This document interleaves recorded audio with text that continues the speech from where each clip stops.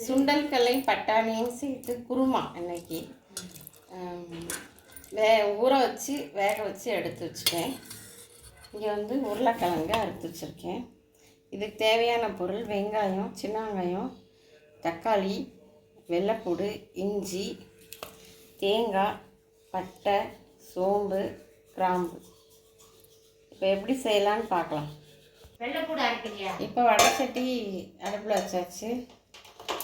பற்ற வச்சுக்கலாம். வெள்ளைப்பூடு, பட்டை, எண்ணெய் 1 ஸ்பூன் ஊற்றிக்கலாம். ஃபஸ்ட்டு இந்த வெங்காயம், தக்காளி, சின்ன வெங்காயம், தக்காளியை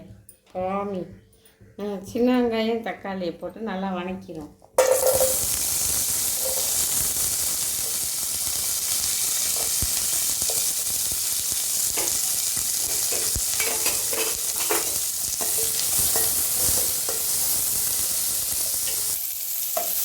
வணங்கிடுச்சு தக்காளி, வெங்காயம்.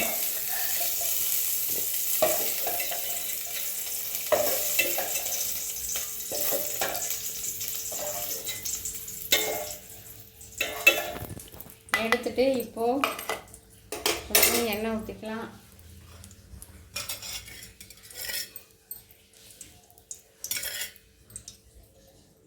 எண்ணெய் வேறு தீர்ந்து போச்சு. இப்போ கடுகு போட்டுக்கலாம்.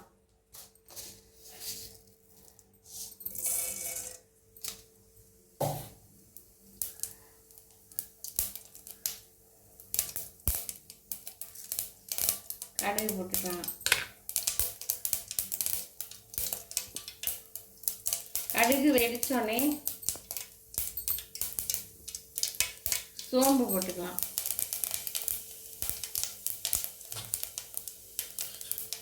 சோம்பு நல்லா பொரிஞ்ச உடனே நம்ம ஊற வச்ச சுண்டல் கல்லையும் பட்டாணியும் போட்டுக்கலாம்.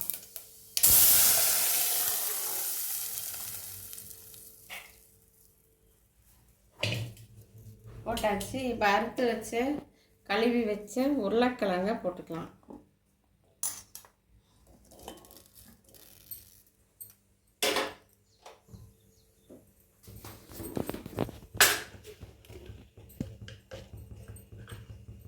இப்போ மஞ்சத்தூள் போட்டுக்கலாம்.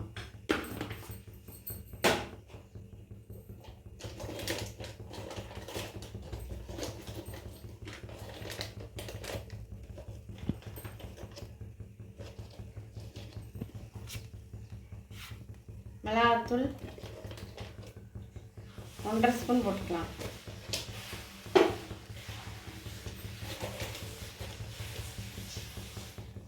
மிளகாத்தூள் 1.5 ஸ்பூன்னா மல்லித்தூள் 3 ஸ்பூன் போட்டுக்கலாம்.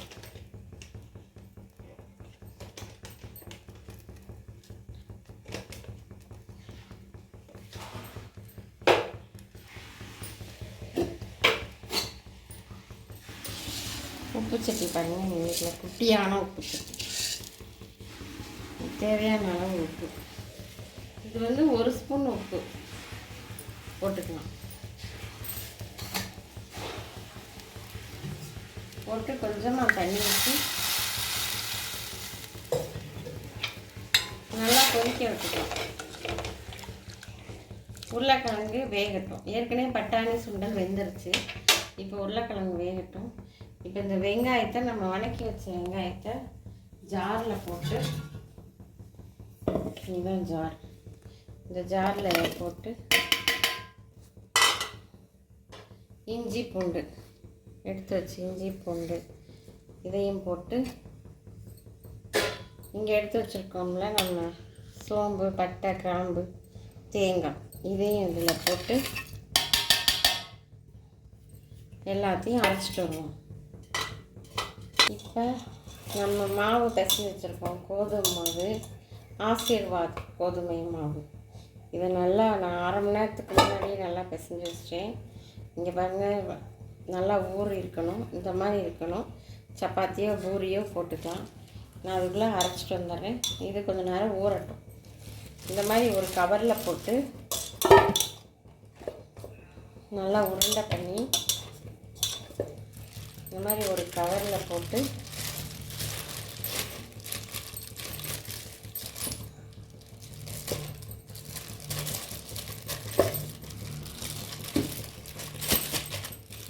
கவரில் போட்டு நல்லா அப்படி மூடி கமுத்தி வச்சிடணும். அப்போ தான் நல்லா வரும், சப்பாத்தி நல்லாயிருக்கும். இதுக்குள்ளே அரைச்சிட்டு வந்துடுவோம்.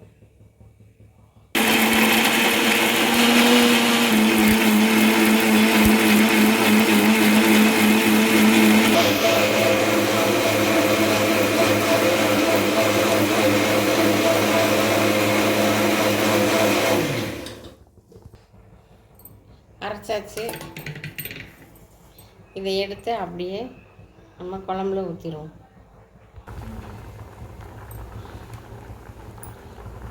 அரைச்சி வச்சதை நம்ம குழம்புல ஊற்றிடுவோம்.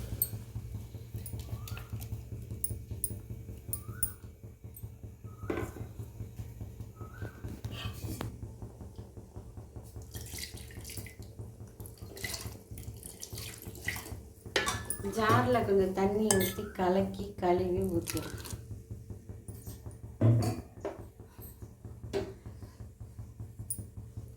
இப்போ குழம்பு நல்லா கொதிச்சு வரட்டும்.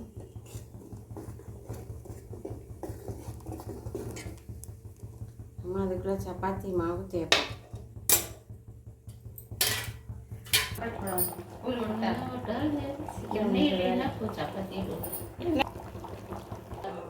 நல்லா கொதிச்சிட்ருக்கு குருமா. இப்போ வந்து கருவேப்பில், பச்சை கருவேப்பில் போட்டு இறக்கணும் இந்த குருமாவுக்கு. அப்போ தான் ருசியாக இருக்கும். தாளிக்காமல் பச்சையாக கருவேப்பில் போட்டு இறக்கணும்னா இந்த குருமா நல்லா டேஸ்ட்டாக இருக்கும்.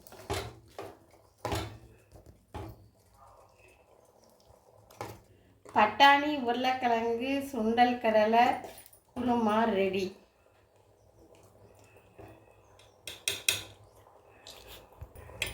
இப்போ சப்பாத்தி போட போகலாம். இவ்வளோ பெரிய உருண்டை சப்பாத்திக்கு எடுக்கணும்.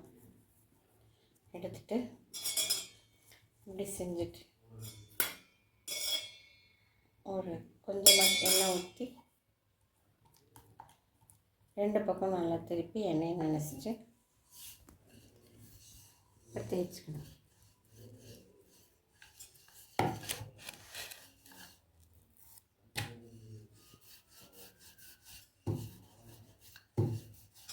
இப்படி ரவுண்டாக தேய்ச்சிட்டு இதை வந்து 4ஆக மடிக்கணும்.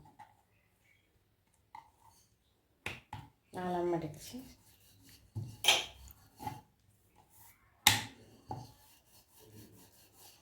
இதை நல்லா சதுரமாக வரும், பரவாயில்ல. அதை அப்படியே ரவுண்டுக்கு கொண்டு வந்துடலாம்.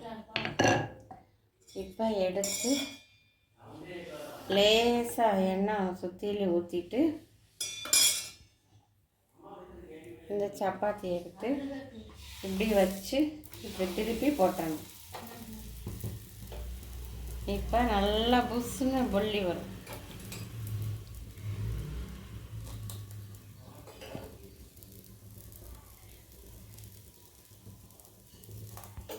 நல்லா அப்படி புஷ்ஷுன்னு வந்துருச்சா?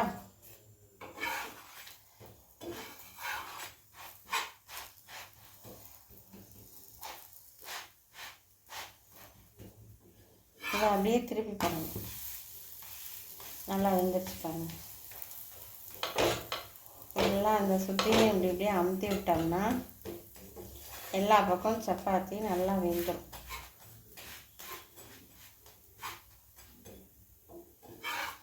திருப்பி திருப்பி போட்டு வேக வைக்கணும்.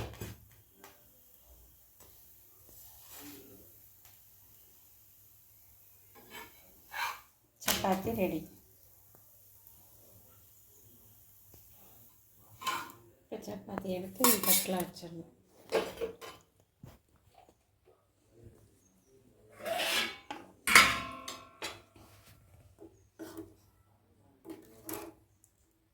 இந்த குருமா அப்படி எடுத்து உருளைக்கிழங்கோடு எடுத்து இப்படி சப்பாத்தி மேலே ஊற்றி